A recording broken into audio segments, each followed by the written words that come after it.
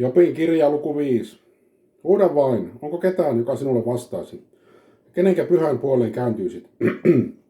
Mielettömän tappaa suuttumus.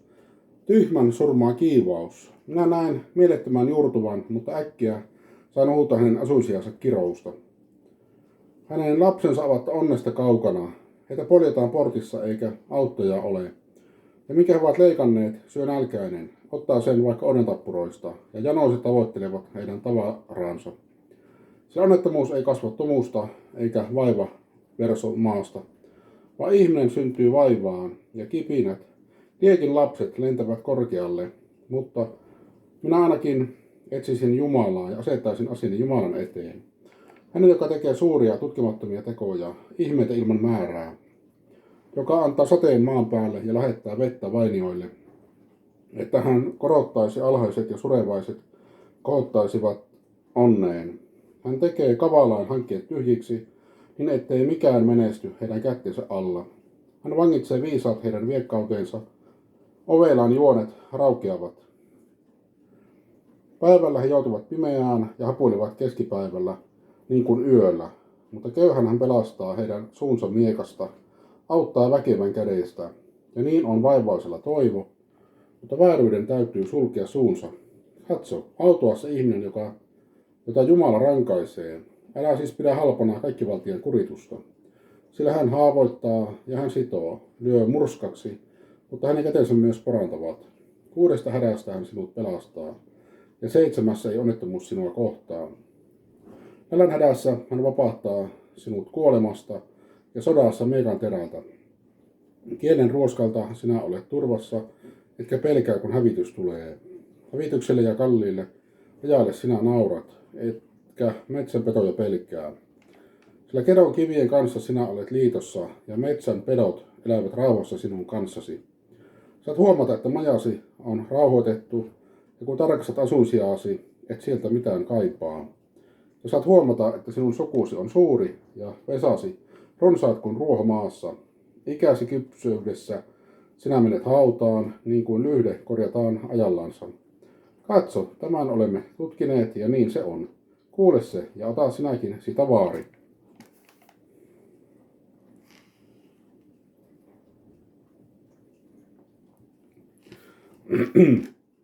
Luku 6.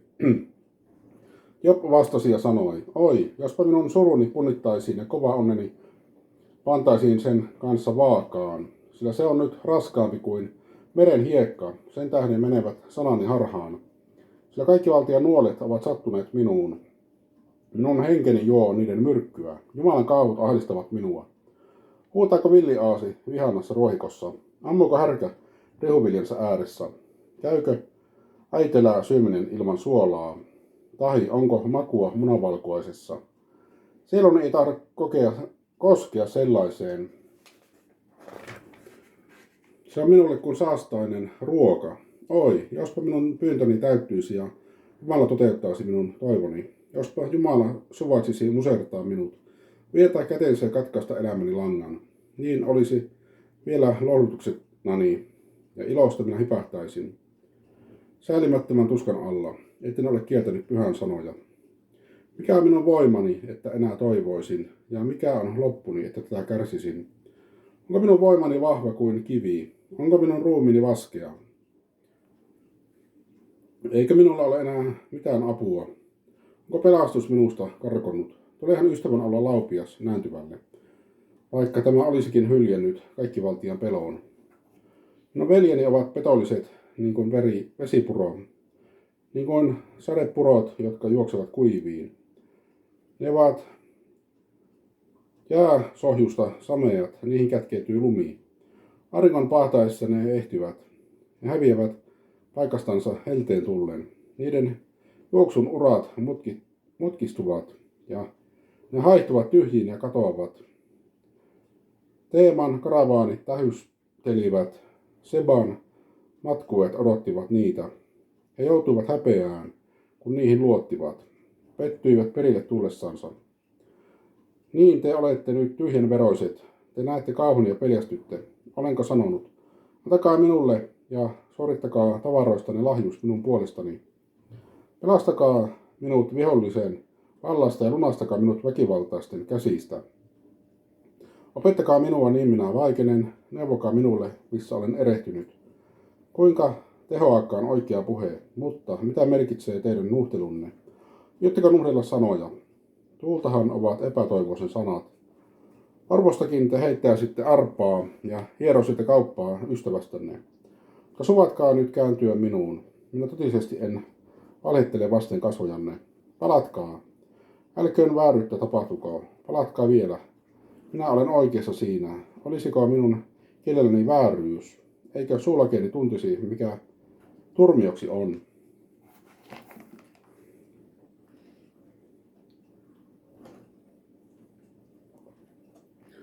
Seitsemäs luku. Jobin kirja. Eikö ihmisen olo maan päällä ole sotapalvelusta? Eivätkö hänen päivänsä ole niin kuin palkkalaisen päivät? Hän on orjan kaltainen, joka halajaa varjoon, ja niin kuin palkkalainen, joka odottaa palkkaansa. Niin olen minä perinyt kurjuuden kuukaudet, ja vaivan yöt ovat minun osakseni tulleet. Maata mennessäni minä ajattelen, milloinka saan nousta. Ilta venyy ja minä kyllästyn, kääntelehtiessäni aamuhämärän asti. Minun ruumiin verhoutuu matoihin ja tomukamaraan. Minun ihoni kovettuu ja märkii. Päiväni kiitävät nopeammin kuin sukkula. Ne katoavat toivottomuudessa. Muista, että minun elämäni on tuulen henkäys. Minun silmäni ei enää saa onnea nähdä. Ken minut näki, sen silmä ei minua enää näe. Sinun silmäsi etsivät minua, mutta minua ei enää ole. Pilvi häipyy ja menee menojaan, niin myös Tuonelaan vaipunut ei sieltä nouse. Ei hän enää palaja talonsa, eikä hänen asuinpaikkansa häntä enää tunne.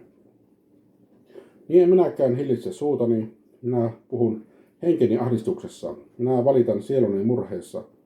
Olenko minä meri tai lohikäärme, että asetat vartiosta minua vastaan? Kun ajattelen, leposiaani lohduttaa minua, vuoteeni huojentaa minun tuskaani. Niin sinä kauhistutat minua, unilla ja pelästytät minua näyillä. Mieluummin tukehdun, mieluummin kuolen, kun näin luurankona kidun. Olen kyllästynyt, en tahdo elää iankaiken. Anna minun olla rauhassa, sillä tuulen henkäystä ovat minun päiväni. Mikä on ihminen, että hänestä niin suurta lukua pidät? Ja että kiinnität hänen huomiosi. Tarkastat häntä joka aamu. Tutkit häntä joka hetki. Etkö koskaan käännä pois katsettasi minusta? Etkö hellitä minusta sen vertaa, että saan sylkeni nielastuksi? Jos olenkin syntiä tehnyt, niin mitä olen sillä sinulle tehnyt, sinä ihmisten vartioitsija? Minkä tähden asetit minut maalitauluksesi? Minkä tähden tulin itselleni taakaksi? Minkä tähden et anna rikostani anteeksi, etkä poista paha tekoani? Ja nyt minä menen levolle maan tomuun, ja jos etsit minua, niin ei minua enää ole.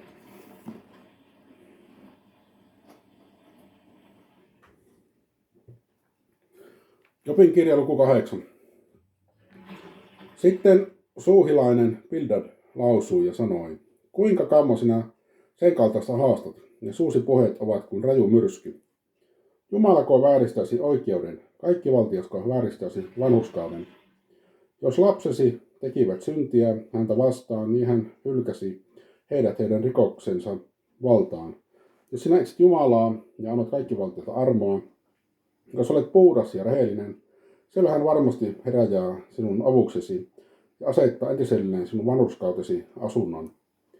Silloin sinun alkusi näyttää vähäiseltä, mutta loppuaikasi varttuu ylen suureksi.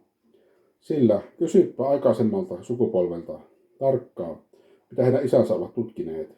Mehän olemme eilispäivän lapsia, emmekä mitään tiedä.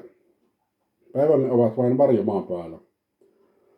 He sinua opettavat ja sanovat sinulle, tuovat ilmi sanat sydämestään. Kasvaako kaisla siinä, missä ei ole rämettä? Rehottaako ruoko siinä, missä ei ole vettä? Vielä vihreänä ollessaan ennenaikaisena leikattavaksi, se kuivettuu ennen kuin mikään muu heinä. Niin käy kaikkien niiden, jotka unohtavat Jumalan ja jumalattoman toivo katoaa.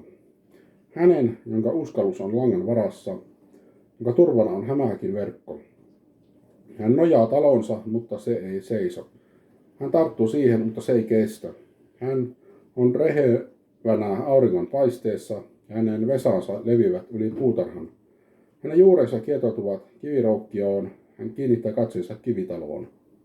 Mutta kun Jumala hävittää hänet hänen paikastansa, niin se kieltää hänet.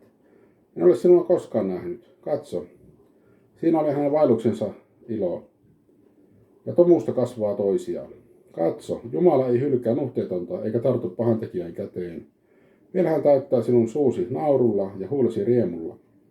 Sinun vihamiehesi verhotaan häpeällä ja jumalattomien majaa ei enää ole.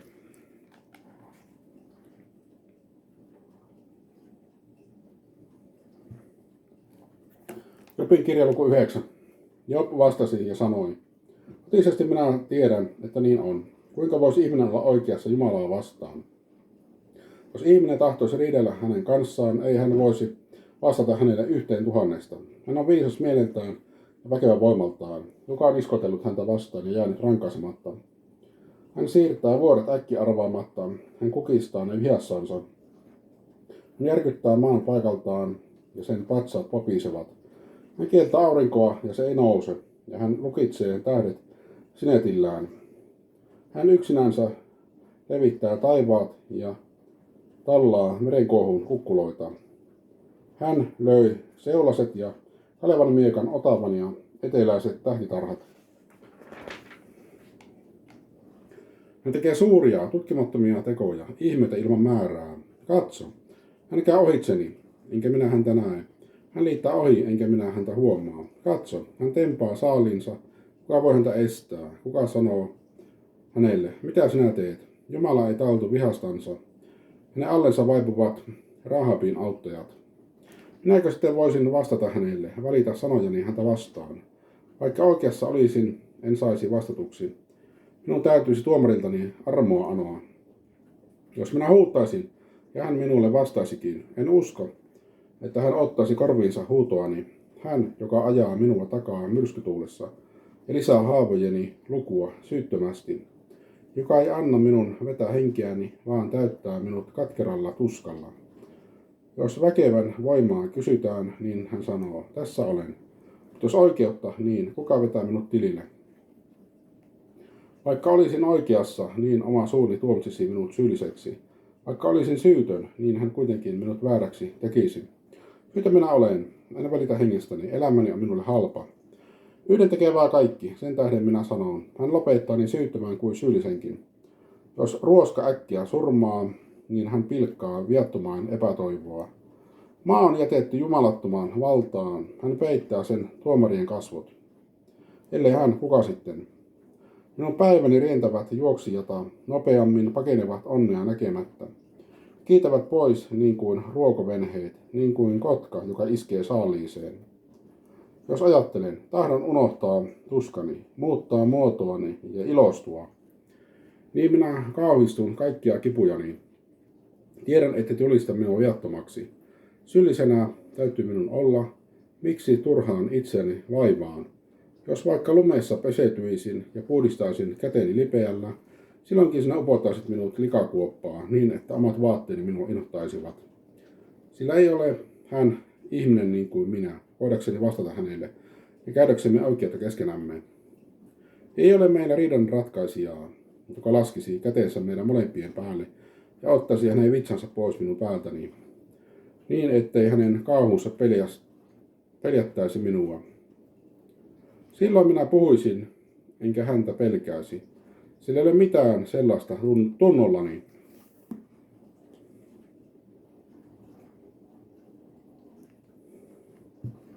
Jobin kirja luku 10. Minun sieluni on kyllästynyt elämään. Minä päästän valitukseni valloilleen ja puhun sieluni murheessa. Minä sanon Jumalalle, älä tuomitse minua syylliseksi, ilmaise minulle, miksi vaadit minua tilille.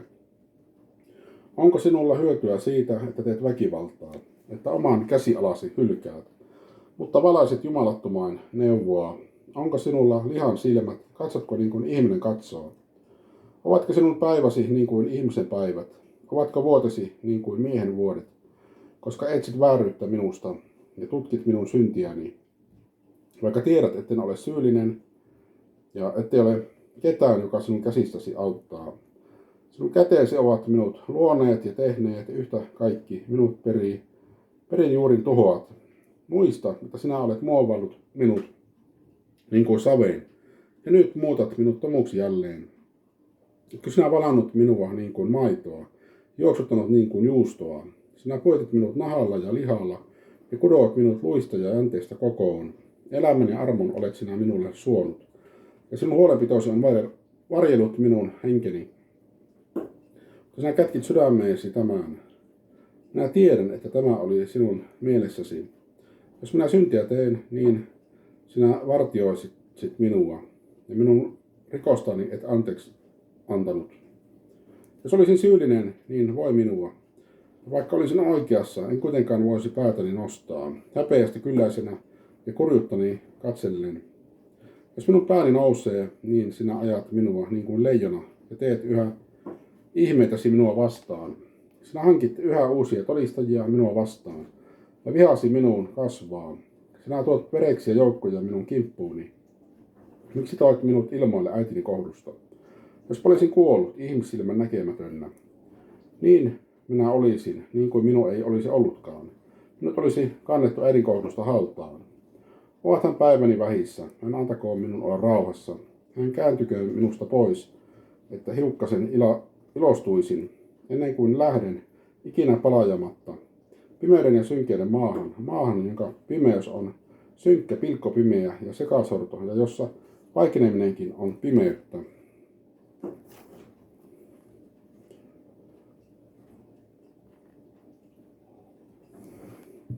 Jobin kirja luku 11. Sitten naamalainen Sofar lausui ja sanoi, jäisikö suulas puhe vastausta vaille, ja saisiko suupoltti olla oikeassa? Saattaisivatko jarrutuksesi miehet vaikenemaan niin, että saisit pilkata, kenenkään sinua häpeään häätämättä?